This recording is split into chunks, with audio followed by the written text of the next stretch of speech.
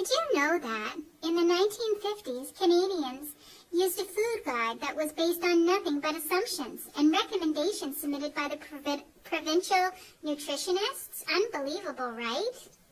Yes, nutritionists used their experience gained from using food rules in their teaching and assumed that since it was post-war time, Canadians needed to gain weight. Therefore, they advised people to eat more meat and more milk.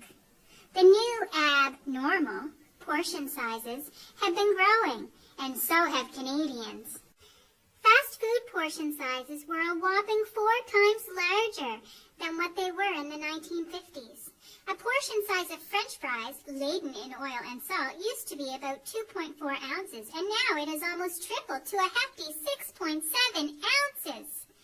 Talk about soda servings. They have multiplied by 6 from a regular drink being 7 ounces in the 50s now, and we have seen these cups that require 2 hands to hold. Canadians are drinking 42 ounces of sugar and carbonated water.